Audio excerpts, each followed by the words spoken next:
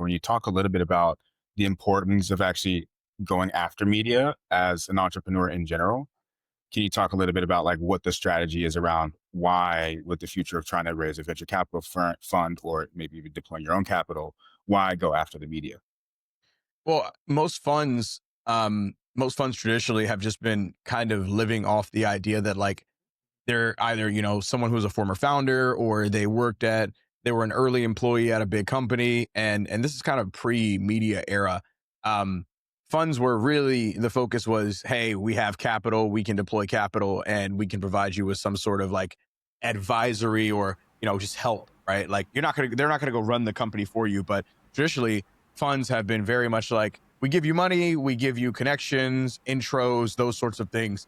And it isn't as hands-on. But today, everything is very media driven, media related, and audiences are what push a lot of these companies. It's all about community building, brand building, storytelling, and funds from the archaic model that was like 5 to 10 years ago, which was like we deploy capital and watch you build, but we'll be hands-on in some instances, don't really fit today's go-to-market scope for what a lot of these startups need.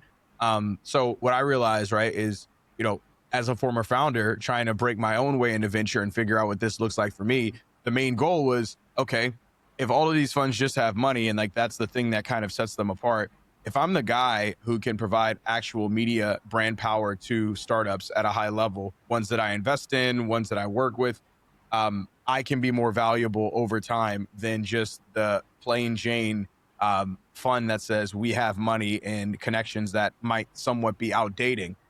Audiences are getting younger, so the next wave of entrepreneurs, founders that hit that unicorn revenue mark or become billion-dollar companies, they're going to be younger audiences that don't resonate with older VCs that aren't on the internet, right? So from my perspective, I believe, and I think a lot of people would probably agree with me, that media is probably the most important piece of any kind of emerging fund or anyone who's looking to become a fund manager, because you can just sway so much opinion. Like if people trust you, if they trust what you're saying, you can talk about a product and say, okay, like, hey, this is a product I'm backing, right? Like a lot of my content has just been me kind of just openly talking about my journey and being really honest in the process.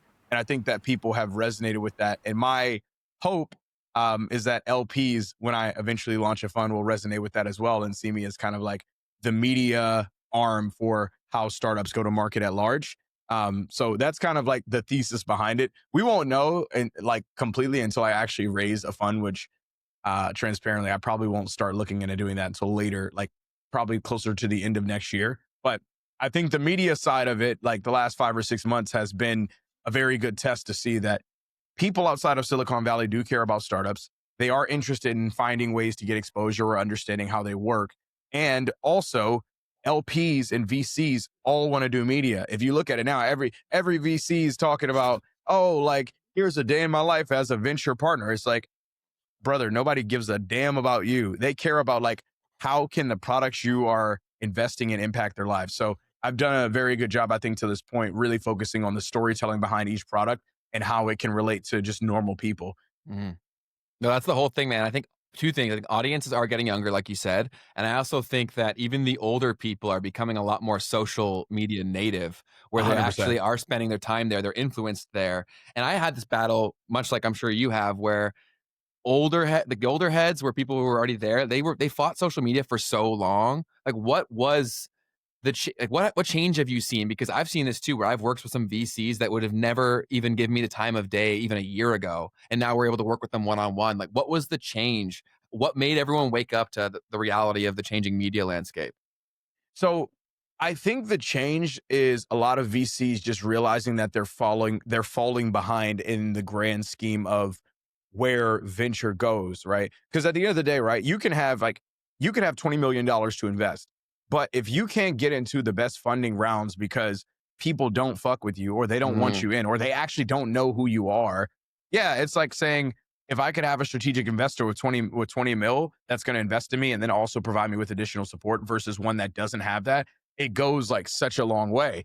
And even if you don't like, I would argue, even if you don't have any money, like if you don't have any money or experience, if you can get really good at just talking about companies, dissecting companies, and like keeping a high level of authenticity, there's a very good chance you can get a role in venture. And then, like, even if you don't like get the role you were looking for in venture, you can still go out and just work at a high growth startup. Because Totally. when I started this 5 months ago, like, transparently, my goal wasn't to be like running a fund or like launching a fund in the future. It was like, okay, like maybe I can do this venture thing and like I'll get like a scout or associate role. And that'll be, how I kind of like work my way into venture. But the thing that content allows people to do that most people don't understand is you can expedite the process. The Totally. same time that it would take maybe a fund manager who starts off as an associate for 3 years and then builds up that Rolodex. And then after that, they decide to go and join a firm as a partner and then do the partner thing for 10 years and then go from there to actually launching their own fund.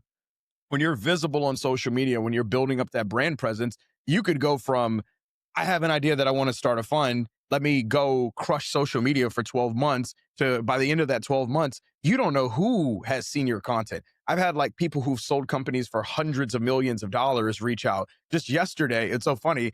I was talking about this like AI scouting basketball company, and like a former like NBA player has made like probably over $100 million, like reached out and he's like, yo, this is like really dope. Would love to connect with you and like see if I could chat with these guys. So you never know who is watching your content. That's why you just have to keep posting, but realize that content is like the shortcut to taking the long way around to getting the outcome you're looking for. Dude, it's so high leverage. And I love that you said that because the world is so small. Yeah. Even as someone who made content about how to grow on social media 7 or 8 years ago, the people that would reach out to me or talk to me was crazy. Like, I couldn't have bought my way into their rooms Yeah. or their attention, but then they're messaging me. Like Keith and I talk about this all the time where if you're fighting making content, like how long are you going to do this? Right? Because like the Yeah. opportunity, you're still early, which people don't understand. Most people are like, oh, I'm too late. The VC firms that we're talking about here that Bryce works with, they're like just waking up to this now. Some like the richest people on the planet are just waking up to the scope of things. So it's still like not too late.